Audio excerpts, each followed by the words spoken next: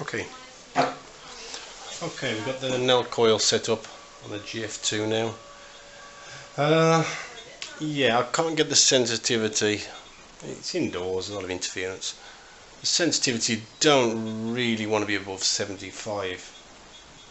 I was expecting it to crank right the way up, being a small coil, but no, it's not happy with them figures. What it'll do outside, away from all the mobile phones and everything else that's around here, maybe it'll be a bit better. But in all metal now, so we're going to go the tiny rivet head.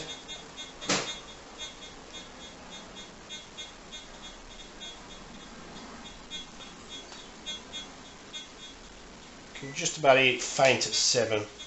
I'd say a decent, audible difference at 6. That was 5.5 on the FS2. So maybe a 10% increase. A tiny little button or whatever it is, I don't know what. 7 inches. That was 6.25 before. Quarter hammered.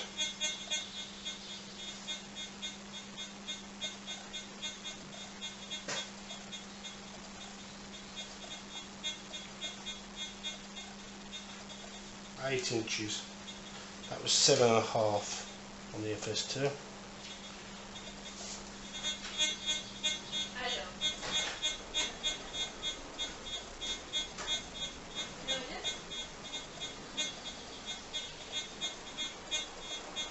Nine and a half on the silver frequency. That was doing 8.5 before. So yeah, we're seeing a 10% difference.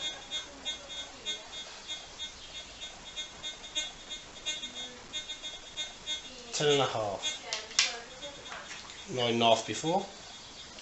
And on the FS2, the Vicky penny was 11.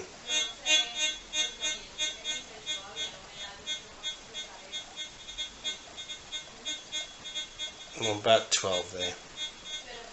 So yeah, 10% difference in air testing on the nail coil. I'll just switch the discrim on to 30 now and see what happens. Okay, we're in discrimination now.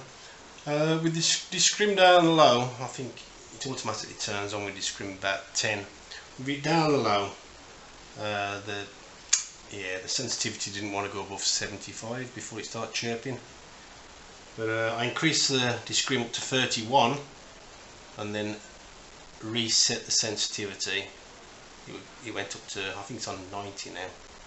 So yeah, there's a big difference. You crank the discrim up and the sensitivity then can go up with it. So we're on sensitivity 90 with 31 discrim. All of these items should get through 31 no problem, even the hammered quarter. So here goes. Before we had 4 inches on this rivet head in discrim. That's struggling to get through there.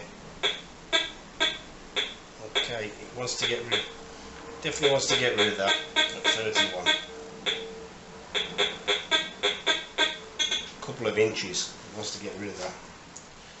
Of course, 31 on this might be more,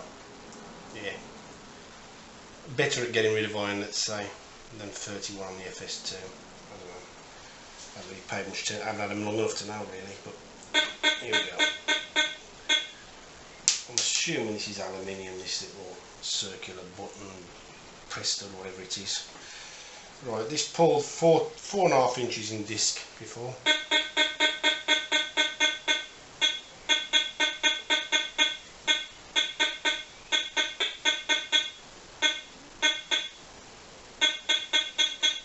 Six inches, yeah, 6 inches, so that's a good improvement, 4.5 to 6.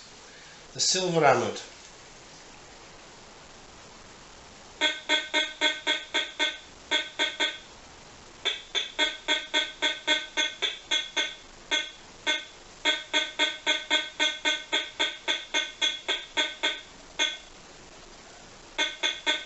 6 inches the same.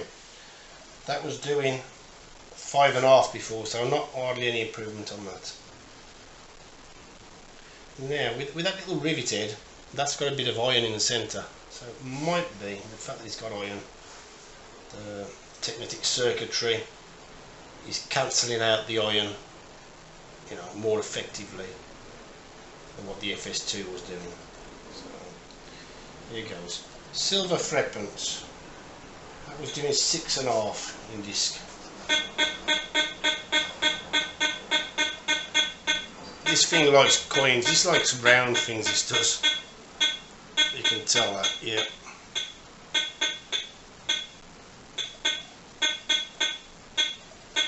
Nine inches. 6.5 on the FS2 in discrimination, and here we have 9 inches, so that's quite a substantial gain there. The coils are virtually identical in size, just the shape is different. Right, the Ren 5 we managed 7.5.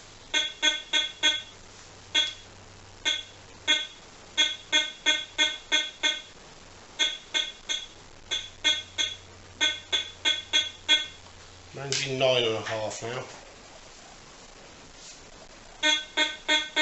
The Vicky Penny managed 9.5 before.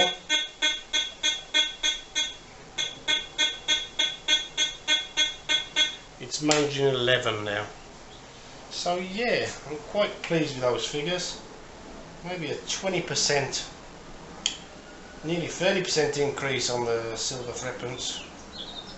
Yeah, anything between 15 and 30% increase on depth in air. So those aren't bad figures at all. I'm quite pleased with that.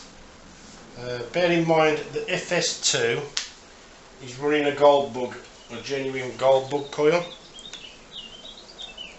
So yeah, it's a very similar comparison really. Proper coil on that and a proper coil on this. So yeah, I'm quite pleased. I'll be giving this a try in the garden in a minute. See if we can find anything that the FS2 and the GC 1023 have missed.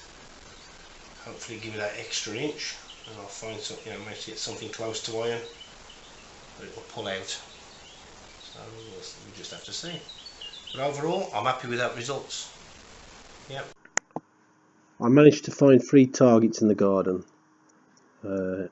Each one, both machines found quite easy, and I didn't notice any difference in depth. In fact, the gold bug was better at identifying.